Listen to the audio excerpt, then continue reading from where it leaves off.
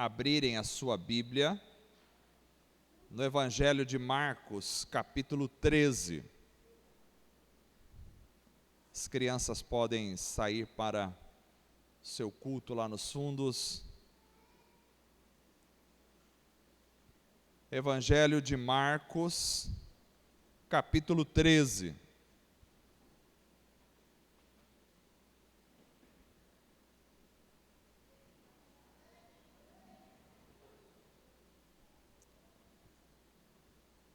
Nós vamos ler o verso de número 32 até o verso de número 37. Marcos 13, 32 ao 37. Diz assim a palavra do Senhor. Quanto ao dia e à hora, ninguém sabe, nem os anjos no céu, nem o Filho, somente o Pai. Fiquem atentos, vigiem. Vocês não sabem quando virá esse tempo. É como um homem que sai de viagem, ele deixa sua casa, encarrega de tarefas cada um dos seus servos e ordena ao porteiro que vigie. Portanto, vigiem, porque vocês não sabem quando o dono da casa voltará, se à tarde, à meia-noite, ao cantar do galo ou ao amanhecer. Se ele vier de repente, que não os encontre dormindo. O que lhes digo, digo a todos: vigiem. Amém. Vamos orar ao Senhor agradecendo nesse momento especial e vamos pedir ao Senhor que nos fale ao nosso coração através desta palavra. Senhor Deus amado, te adoramos, te agradecemos, bendizemos o teu nome eternamente.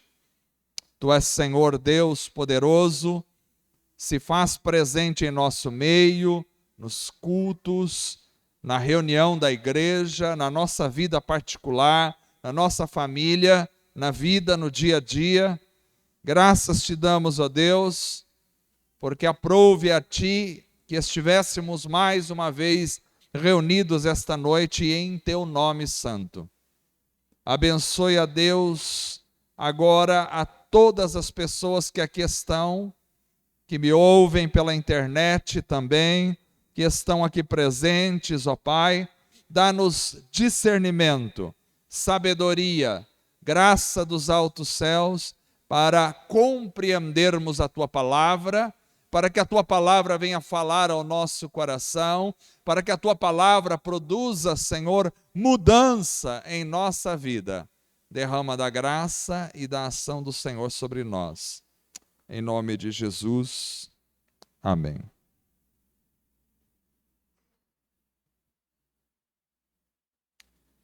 Irmãos, essa noite eu quero vos falar sobre algo muito importante na caminhada cristã. Eu quero falar sobre a vida de vigilância. Vida de vigilância. Eu creio que nós estamos vivendo em uma época em que precisamos estar em constante vigilância. É já a última hora e nós precisamos estar em estado de constante alerta.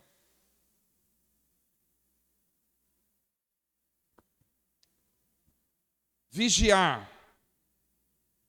O que na realidade significa esta palavra vigiar? É uma palavra repetida tantas vezes no texto que nós lemos. E é interessante porque ele termina o verso 37 do texto em que lemos em um imperativo. Vigiem. E isso é muito significativo. Porque aqui na forma verbal do texto, nós temos na língua original uma expressão imperativa que vai denotar uma ordem do Senhor, ou seja, não é um optativo, não é um condicional, não é simplesmente um afirmativo, mas é um imperativo, é uma ordem. Vigiem. E além disso, o tempo verbal denota aqui uma ação contínua, em andamento. Ou seja, continuem sempre vigiando.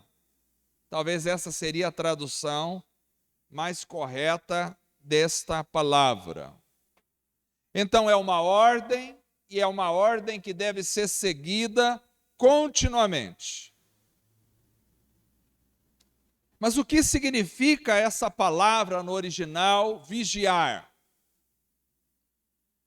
Vigiar aqui no texto original significa estar alerta. Vigiar significa estar acordado, estar em estado de constante vigília. E daí, vigilante. É interessante porque esse verbo ocorre 23 vezes no Novo Testamento. E ele tem uma aplicação muito atual na nossa vida. A mensagem da vigilância é muito importante. Por quê? Porque vivemos no fim dos tempos. E as coisas tendem a se complicar na sociedade cada vez mais.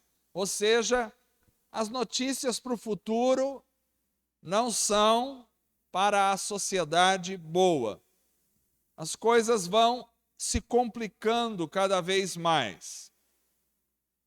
Para a igreja há perseguições de todos os tipos, perseguições em alguns países física, perseguições jurídicas, perseguições morais, perseguições espirituais.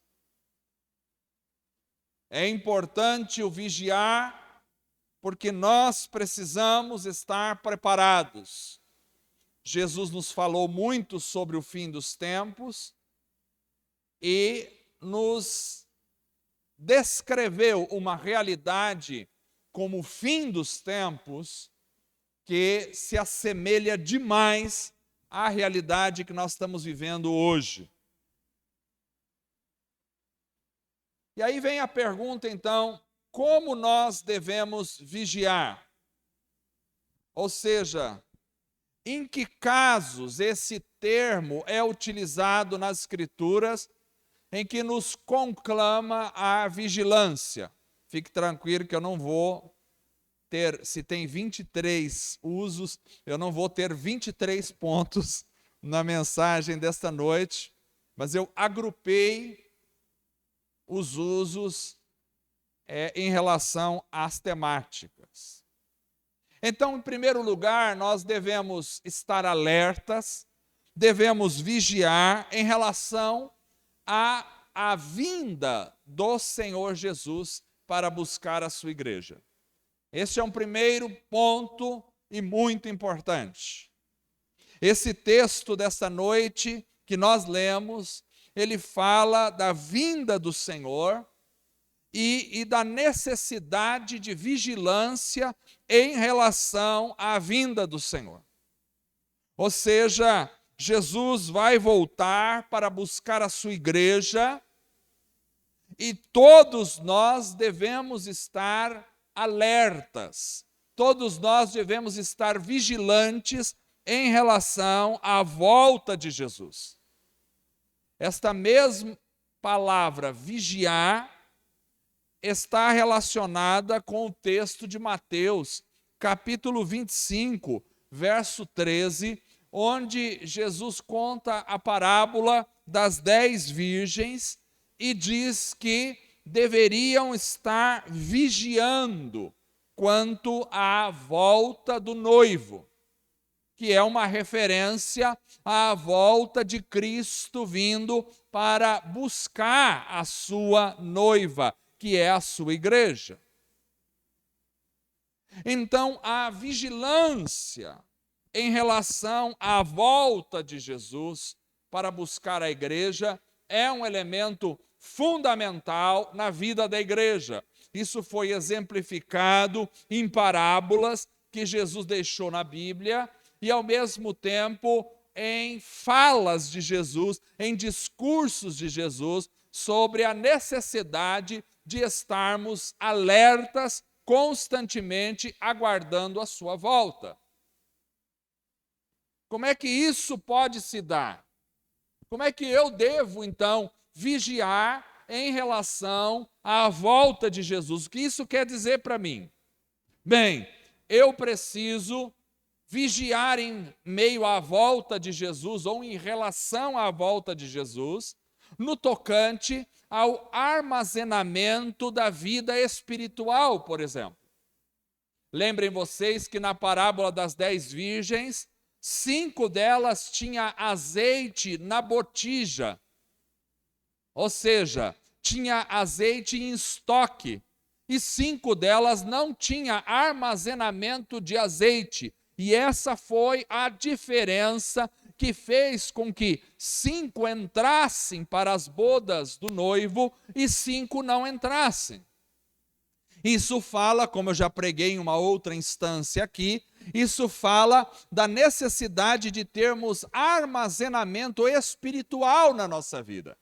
Ou seja, a nossa vida espiritual não pode ser algo apenas de reuniões da igreja nos domingos à noite.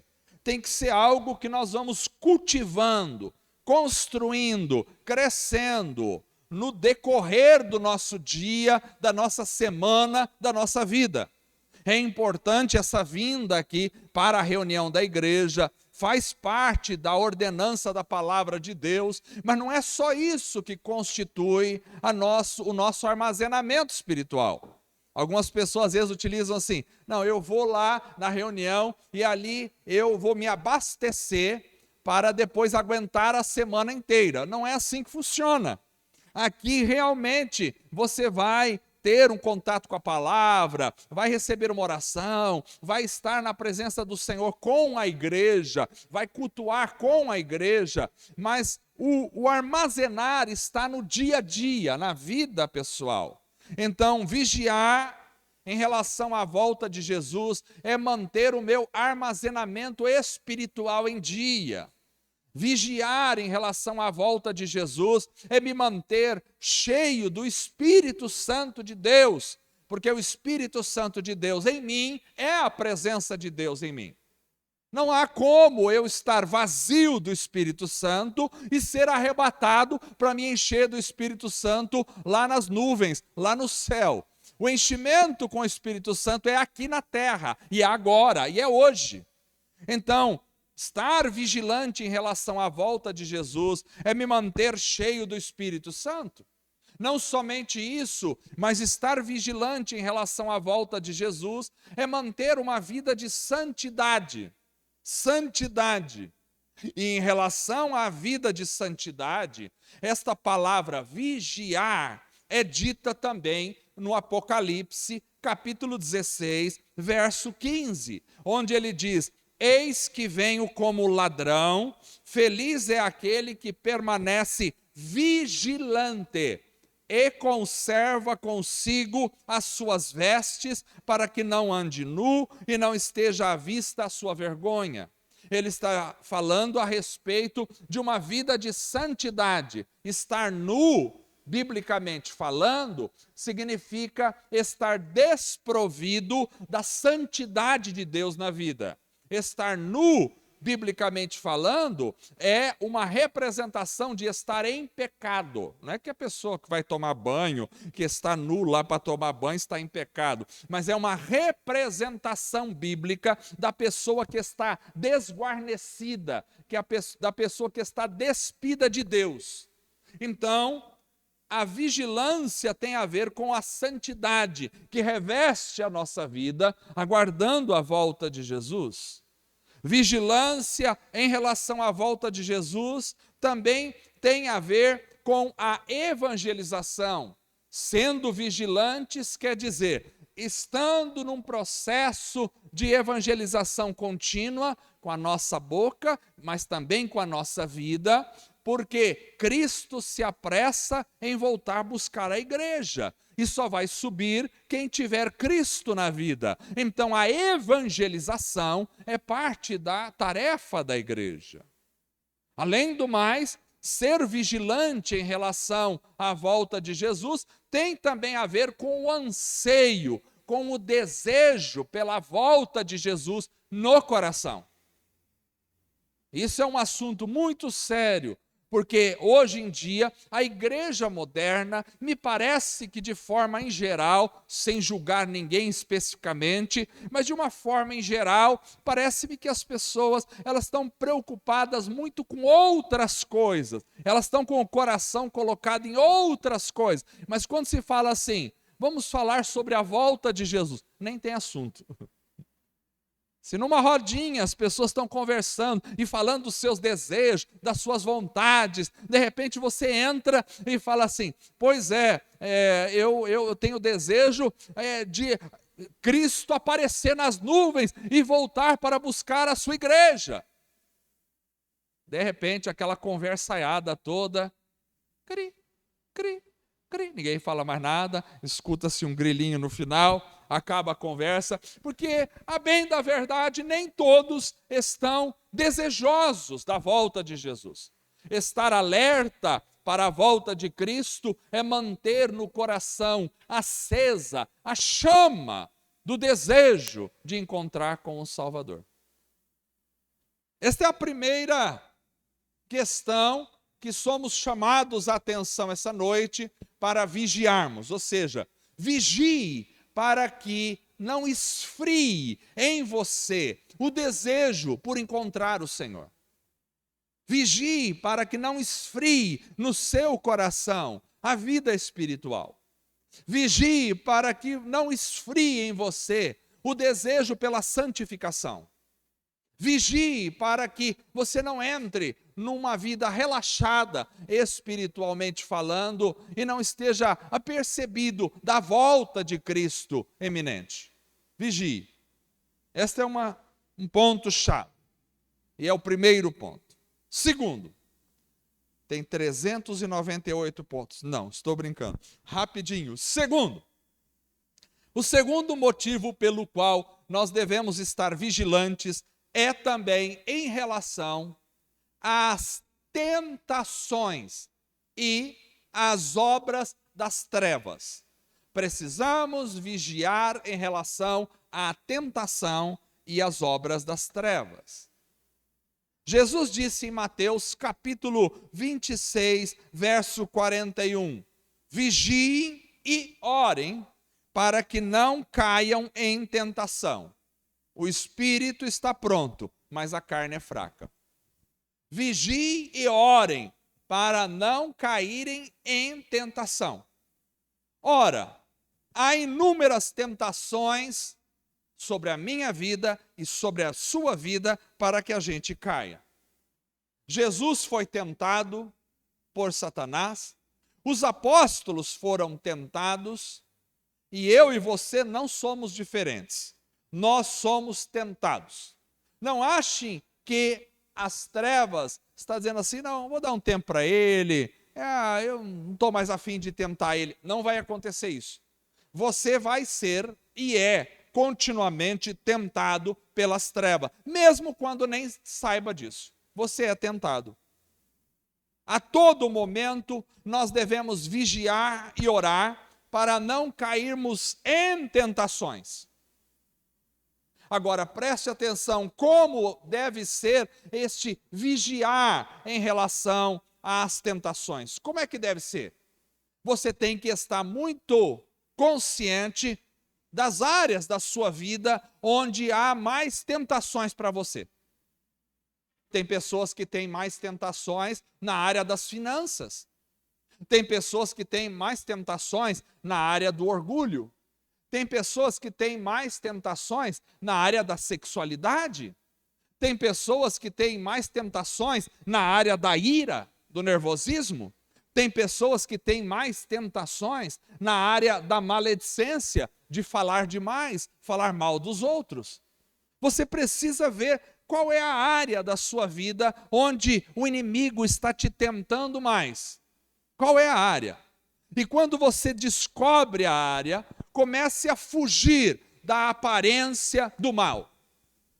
Ou seja, se você tem problemas com determinada situação, fuja só da aparência daquela situação. É uma forma de você lidar com a tentação.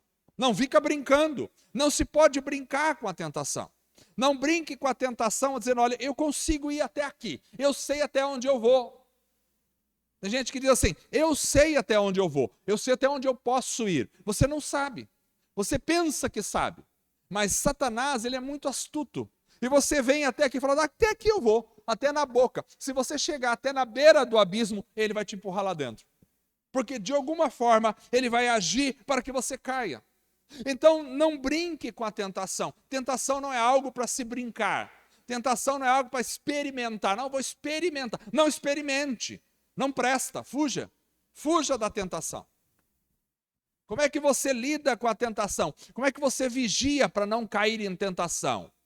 Você rejeita, diga não ao pecado. Quando chegar até você, você tem o poder de dizer não. Ninguém aqui é obrigado a dizer sim. Nós temos o poder, Deus nos deu a autoridade para dizer não. Nós podemos, por isso a Bíblia diz, resistir ao diabo e ele fugirá de vós. Você tem essa autoridade para resistir. Você tem essa autoridade para dizer não.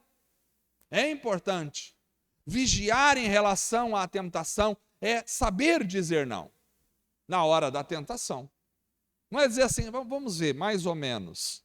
Sei lá, vou pensar. Não faça isso. Diga não. Diga não de cara. Por mais que doa dentro de você, diga não.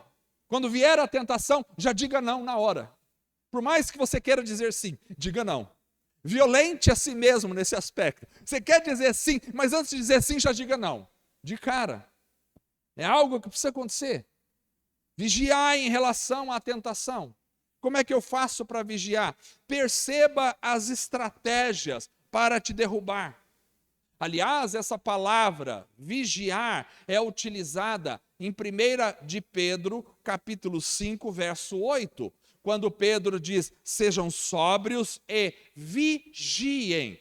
Ele diz, o diabo, o inimigo de vocês, anda ao redor como leão, rugindo e procurando a quem possa devorar. Então, aqui ele diz que o diabo anda ao redor de todos nós. Alguém diz, não, mas é ao derredor, porque ao redor e derredor é a mesma palavra, é o mesmo significado. O diabo anda ao redor para tentar, rugindo como um leão, procurando a quem possa devorar. Então, vigie em relação a isso. Devemos vigiar resistindo ao diabo, devemos vigiar observando onde estão as estratégias. Devemos vigiar em relação à tentação e às obras das trevas, não colocando coisas más diante dos nossos olhos. É o que diz o Salmo 101, verso 3. Não colocarei coisas más diante dos meus olhos. Às vezes a gente coloca uma série de coisas más, principalmente na internet, principalmente na televisão, que vem as coisas más. e a gente não vigia, colocando as coisas más, que vão suscitar desejos pecaminosos, ou que vão suscitar raiva dentro de nós. Eu tenho vigiado um pouco em relação a isso, principalmente na época da política. Na época da política, não sei se vocês foram vítimas como eu, mas assim, e tantas mensagens que chegavam por WhatsApp, por Facebook, por outros mais meios da mídia, chegavam tantas mensagens, uma grande massa dessas mensagens eram fake news, mentiras, inventadas, na época da política. E aí a gente lia aquilo, e elas talvez eram feitas para suscitar a raiva no coração. Uma coisa diabólica. Você lia aquilo, estava nervoso, perdia a noite de sono. Político, aquele político eu mato, que droga, aquilo já era mentira. Inventava alguma coisa, alguém colocava lá para gerar um sentimento de ódio no coração. E aí as pessoas não sabiam por quê, chegavam em casa chutando o gato, batendo no cachorro, gritando com todo mundo. Mas por quê? Porque encheu o coração daquele ódio. Não colocarei coisas más diante dos meus olhos. Chegou uma hora que eu falei, não vejo mais uma notícia de política, não quero saber. Ora, viu o que fulano de tal falou? Nem sei o que falou, deixa que falar, que não tem nada a ver com o que falou, deixa falar. Aí, mas você não leu aquela? Não li aquela outra também não li nada. E aquela outra também não sei, estou alienado, eu prefiro ficar alienado em relação a fake news do que encher o meu coração de raiva e depois pecar por causa disso. Então, precisamos vigiar. Não podemos provocar a carne. A nossa carne é fraca, disse Jesus. Ele não está falando do corpo nesse aspecto. Está falando da natureza humana. A natureza humana é frágil, é fraca em relação ao pecado. Essa natureza humana, principalmente a natureza pecaminosa, ela vai levar você ao pecado. Então, Jesus fala que a carne é fraca, a gente precisa vigiar em relação a isso. Vigia porque não provoque a sua carne. Não provoque. Se você sabe que algo lhe faz mal, não faça. Se você sabe que algo vai trazer ira sobre você, não vai provocar em você mesmo a ira. Se você sabe que algo, tal licenciosidade, te traz um pecado, não vá atrás disso, não procure. Aliás, hoje nós temos uma indústria enorme de pornografia na internet. Se você tem problemas com pornografia, desliga o computador, desliga o celular, diga não vou entrar, não vou ver essas coisas. As chamadas sempre vão estar lá para você. Mas não provoque a sua carne, fuja imediatamente. Fuja. Como é que eu lido com a questão da vigilância em relação à tentação? Comece a encher o coração das coisas de Deus. Comece a encher o coração com as coisas de Deus. E quando for fazer alguma coisa, avalie sempre, pergunte para você mesmo, isso que eu vou falar vai trazer glórias ao nome de Deus? Isso que eu vou fazer vai glorificar o nome de Deus? Isso que eu vou agir dessa forma vai trazer glorificação ao nome do Senhor? Se não trouxer, pula fora. Vigia em relação às tentações, porque as tentações cada vez são piores e elas vão se tornar muito mais acirradas nesses últimos tempos. Então precisamos vigiar em relação à vinda de Cristo, precisamos vigiar em relação às tentações e às obras das trevas. Por isso a Bíblia diz, não ignoramos as estratégias de Satanás. Há as obras das trevas, sim, na sociedade. Estão aí, e nós não ignoramos. Ele tenta de alguma forma derrubar-nos.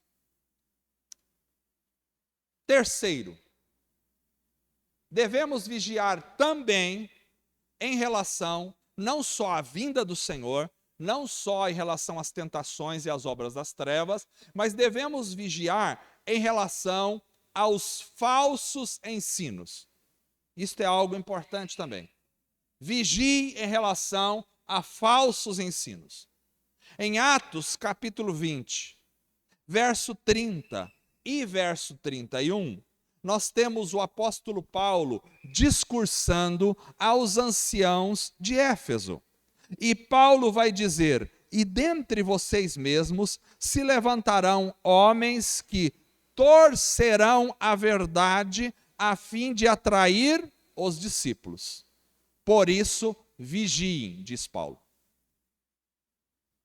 Então aqui nós vemos uma orientação do apóstolo Paulo para que a gente vigie, porque haverá falsos mestres que vão ensinar mentiras, vão torcer a verdade de Deus.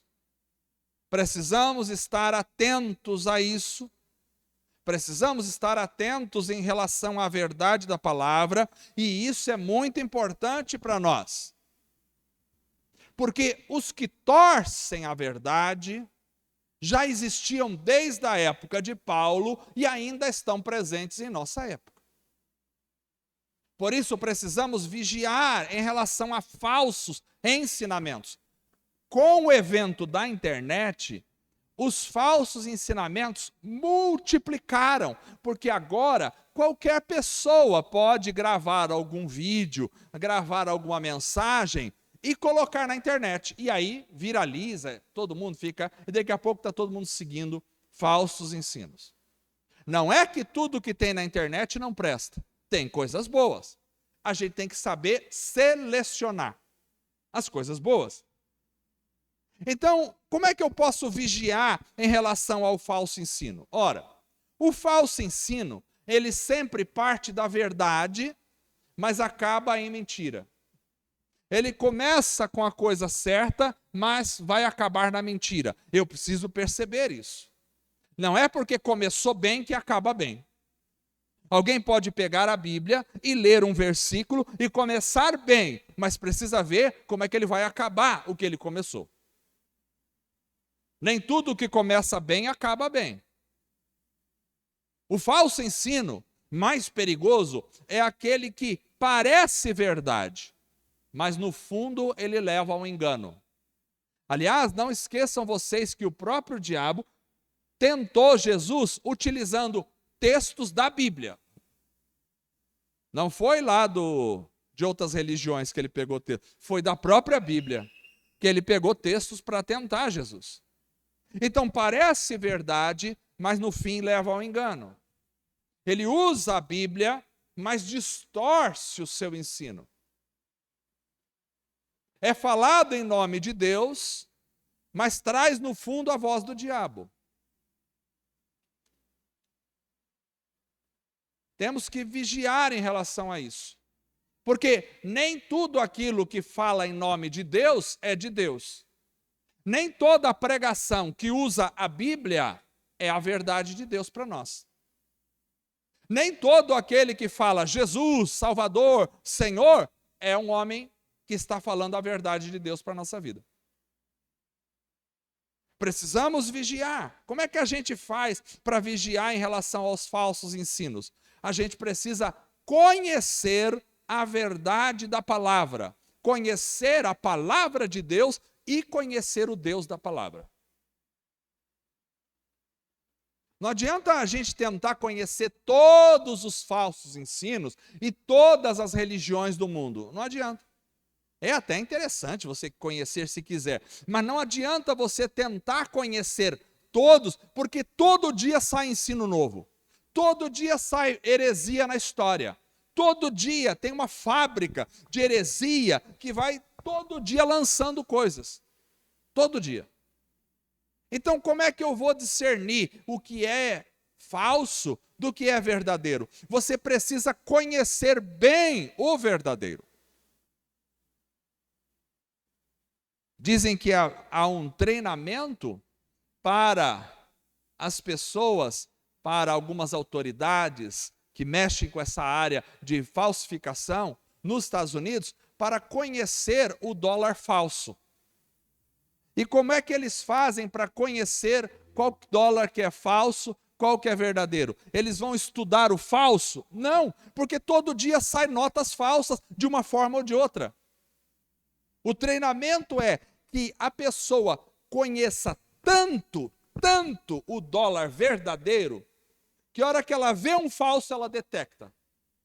Então é assim que a gente precisa conhecer a palavra de Deus tão profundamente, deixar com que essa palavra faça parte da nossa vida, que quando você ouvir alguma coisa que pode até ter Bíblia no meio, mas que não é a verdade de Deus, já acende uma luz vermelha imediatamente dentro de você. A forma de, pastor, como é que eu faço? Eu preciso estudar grego, preciso estudar hebraico para conseguir discernir o falso. Se você puder estudar grego e hebraico, é ótimo, mas não é necessário para você discernir o que é falso. Você precisa conhecer as Escrituras. Se você conhecer a verdade de Deus, então ninguém vai te enganar. Então, para isso, eu preciso estudar a Bíblia. Eu preciso ler a Bíblia. Tem muita gente que não lê a Bíblia, não estuda. É importante estudar a palavra de Deus. Não é só depender daquilo que o pastor ensina no domingo à noite. Você precisa ler. Quem não tem Bíblia em casa, tem que adquirir uma Bíblia. E se você não tem dinheiro para adquirir uma Bíblia, venha falar conosco. Vai falar com a Carla lá, ela vai comprar uma Bíblia para você. Ela vai comprar, já autorizei. Então, você não tem Bíblia, vai lá e ela vai te dar uma Bíblia de presente para você. Mas todo mundo tem que ter Bíblia. E tem que ler a Bíblia, não é só ter. Porque ter é uma coisa, ler é outra. Tem que ler a Bíblia, conhecer a Bíblia. E os filhos, os pais também. Os pais também têm que comprar a Bíblia e dar para os filhos. É importante que o seu filho cresça com a Bíblia na mão. A Bíblia, não tenho. Se não tem dinheiro, a gente ajuda, não tem problema. Mas todo mundo tem que ter. Estude a palavra, medite na palavra. Busque na palavra com humildade. Como é que eu descubro se é falso ou não? Perceba se Cristo é o centro da mensagem. Ou se Cristo é apenas um nome para um pretexto para falar outra coisa. Perceba se Cristo é glorificado naquele ensino. Como é que eu sei se é verdadeiro? Analise o texto como um todo, a Bíblia como um todo. Um versículo não pode ser tirado do seu contexto. Isso aqui eu aprendi com o pastor José quando eu era adolescente. Eu fiz seminário, mestrado, mas nenhum doutor conseguiu me ensinar tanto a Bíblia quanto o pastor José a interpretar a Bíblia. E ele disse assim para mim, olha, você quando estiver lendo a Bíblia e você não entender alguma coisa, ele diz, leia mais para cima os versículos anteriores e leia os versículos posteriores. Porque, via de regra, aquilo que você não entendeu aqui já está explicado embaixo. Isso eu aprendi quando era adolescente. Falei, pronto, foi a melhor aula de hermenêutica que eu já tive em toda a minha vida. E já dei aula de hermenêutica, que é a interpretação bíblica para alunos no seminário, mas eu sempre ensinava meus alunos no seminário a grande lição que o meu tio me ensinou. Leia para baixo e para cima, você vai descobrir o que é. Então, entenda a Bíblia como um todo. Um versículo não está fora do seu contexto. Ele está ligado ao contexto anterior, ao contexto posterior, que está ligado ao livro, que está ligado ao testamento e que está ligado à Bíblia como um todo. Então, analise sempre a pregação a partir da Bíblia como um todo.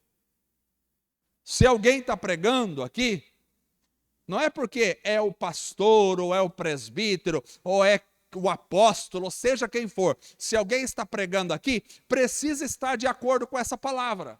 E se tiver errado, você tem o direito de chamar essa pessoa, seja eu ou qualquer outra pessoa, e dizer, olha, você pregou alguma coisa que está fora da palavra. E se estiver errado, realmente, essa pessoa tem a obrigação de chegar aqui no outro culto e dizer, eu preguei errado, mas agora eu vou ensinar a verdade. Porque é a palavra. Então, olhe se a pregação enfoca, por exemplo, santidade, se enfoca ao pecado, se fala de Cristo, se fala da salvação, se fala de perdão, se fala de vida espiritual, se fala de inferno, de céu. Olhe se a pregação te deixa mais perto de Deus, do céu, ou mais perto da terra. Porque se ela te deixar mais com vontade de adquirir coisas aqui na terra, mais perto da ganância na terra, não é uma pregação de Deus.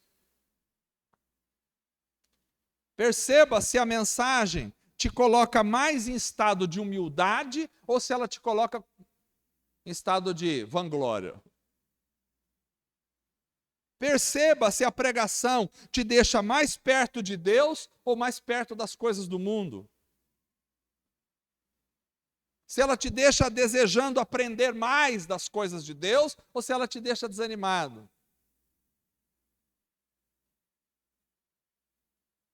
Como é que a gente faz para vigiar em relação aos falsos ensinos?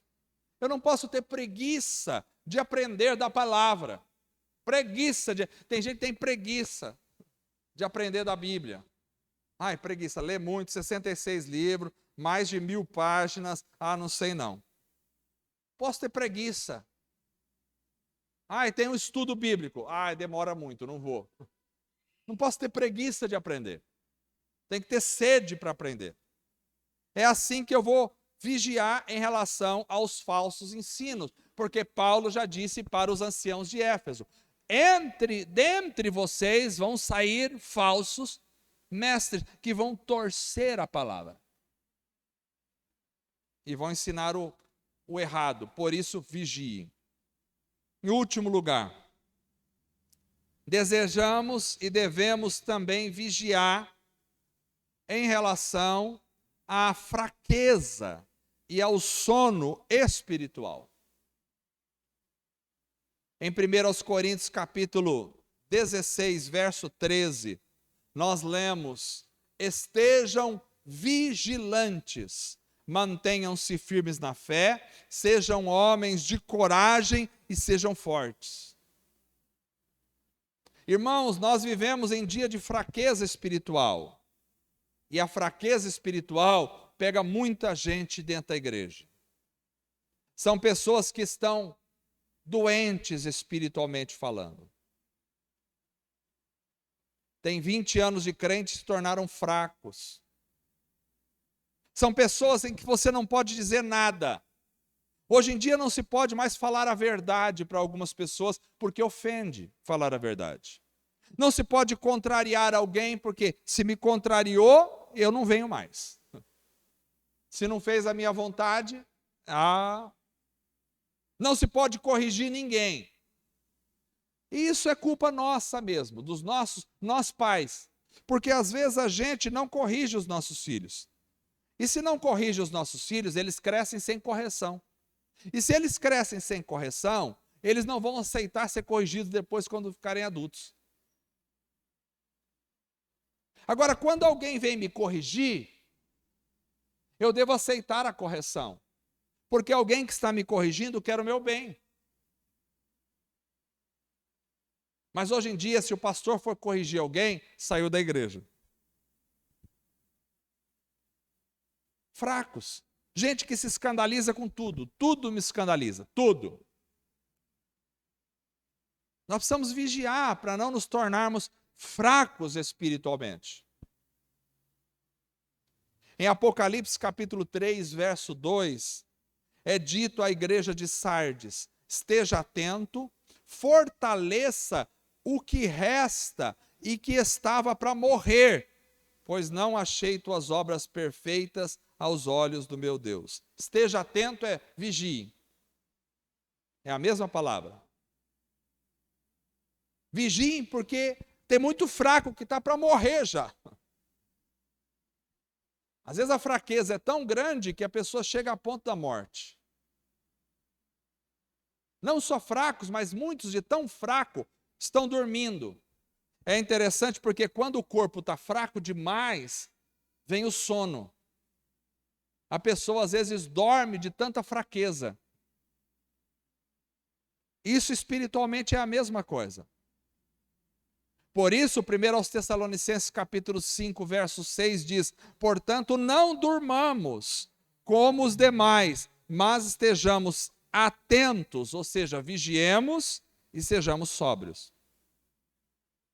Então, quem está dormindo é aquele que não está consciente em relação à realidade da sua volta. E muitos dormem espiritualmente.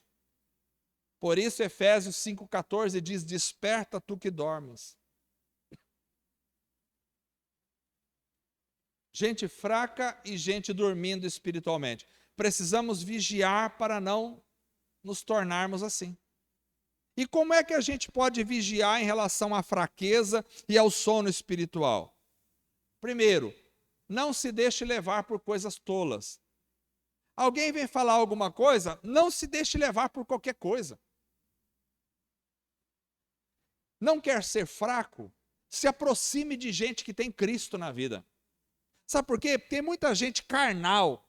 E aí a pessoa, chega um carnal no meio dos irmãos, aí aquele que deveria se aproximar do espiritual, vira unha e carne com o carnal. Pronto, rimou. Virou unha e carne com o carnal. E aí o que vai acontecer? Se fosse para levar o carnal para ser cheio do Espírito, amém. Mas ao contrário que às vezes acontece. Então o carnal leva o outro que já estava fraco, já levou para o buraco. Você tem que se aproximar de gente cheia do Espírito Santo. Se você quer ser forte espiritualmente, cola em gente cheia do poder de Deus, da graça de Deus. Gente que você fala, não, esse é crente. Então vai lá, cola nele. Cola nele. Se aproxima de quem vive Jesus. Quer ser forte? Não fica dando trela para coisas, para besteiras. A gente fica preocupado com besteirinha, conversinha, picuinhas. Não dê a trela para essas coisas. A picuinha vai virando, daqui a pouco, enfraqueceu e matou o irmão. Não quer ser fraco? Aprenda a não procurar a vingança. Não procure vingança. Perdoe. Seja misericordioso. Procure orar e buscar a Deus em todo o tempo. Quer ser forte espiritualmente? Não te ocupes com tantas coisas a ponto de não sobrar tempo para você buscar ao Senhor. Sabe por quê? Há uma estratégia para nos ocupar. E às vezes a gente fica tão ocupado, com tanta... Eu não sei por que a gente tem tanta coisa para resolver, mas a gente se enche de tanta coisa para fazer, que chega no final da noite, a gente já está morto, está dormindo em pé já. E no outro dia já acorda sonâmbulo, meio dormindo para sair de tanta coisa que tem para fazer. E aí não sobra tempo para nada das coisas de Deus, nada. Nem para orar, nem para ler a Bíblia, nem para manter comunhão com o irmão, nem para ter uma conversa saudável com o irmão, não sobra tempo para nada. Então, quando a gente se ocupa demais com um monte de coisa e não sobra tempo nem para as coisas do Senhor, então isso é um sinônimo que estamos indo rumo à fraqueza espiritual. Porque o inimigo quer distrair você e quer te cansar. Porque se ele conseguir te cansar de segunda a sexta, quando chegar no final de semana você está morto. E não tem ânimo nem para levantar do sofá para vir numa reunião da igreja. Muito menos para buscar o Senhor de outra forma. O inimigo quer cansar você. Ele quer te deixar estressado, cansado, com 1001 atividades para fazer todo momento. Porque se você tiver 1001 atividades para fazer, você não terá tempo para pensar na vida espiritual, não terá tempo para pensar na palavra, não terá tempo para ler a palavra, não terá tempo para meditar na palavra, não terá tempo para conversar sobre a palavra, não terá tempo para orar a palavra, para orar ao Senhor, para manter comunhão com os irmãos, não terá tempo para nada. E se ele te cansar, você acaba enfraquecendo. Não queira ganhar o mundo inteiro e perder a sua alma, não adianta. Quando a gente é jovem, a gente acha que a gente vai ganhar. A idade nos ensina muita coisa, viu? A idade vai ensinando bastante coisa. Quando a gente é jovem, a gente acha que a gente vai ganhar o mundo inteiro, que a gente vai fazer acontecer, que a gente vai arrebentar. E aí, quando vai chegando a idade, a gente vê que a gente vai se tornando mais seletivo. A gente começa a selecionar viagens, a gente começa a selecionar programa. Não, esse programa aqui, esse aqui eu não vou fazer, não. Vai ter um negócio lá, eu não vou, aqui lá não vou, não. A gente vai se tornando. A gente fala assim, é coisa de velho, mas é coisa de velho mesmo. A gente não é assim. A gente fala, isso aí não vou, não. Esse negócio não vou. Porque você já vai se tornando mais seletivo.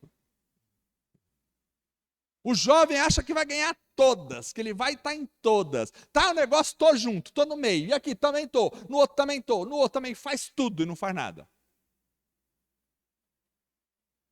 O mais maduro fala, bom, isso aqui não é para mim, não. Isso aqui também não. Tem que sobrar alguma coisa também, misericórdia. Não ficar em casa, enfiado lá em casa, né, na depressão. Não é isso. Mas alguma coisa tem que sobrar, mas vai selecionando. Eu acho que a gente deveria fazer assim já um pouco mais novo. Tirar esse ímpeto da juventude, da mente, de querer ganhar o mundo inteiro porque perde a alma.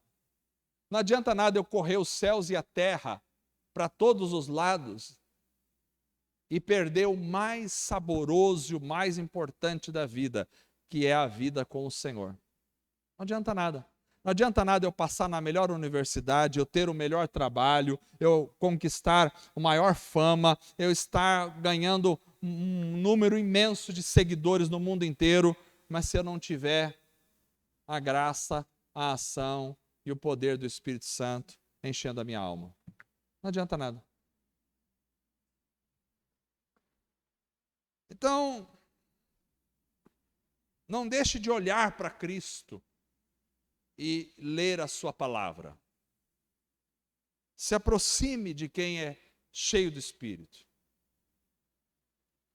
Dispense tempo para a meditação nas coisas de Deus, para a oração, para buscar o Senhor.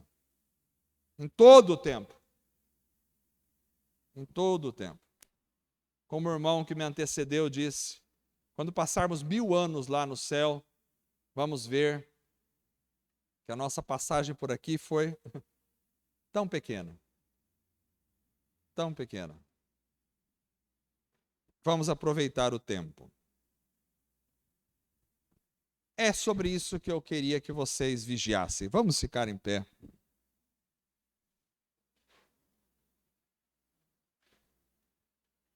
Enquanto os irmãos vão se achegando para fazer o último momento da música,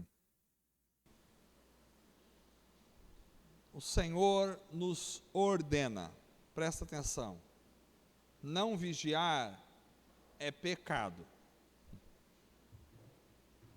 Como não se encher do Espírito também é pecado, porque é uma ordem, deixem-se encher pelo Espírito. Vigiar também é uma ordem. Se é uma ordem, não vigiar é pecado. Não vigiar é pecado. Por isso nós precisamos manter uma disciplina de vigilância constante em relação à vinda do Senhor. Como está o teu coração em relação à vinda de Jesus?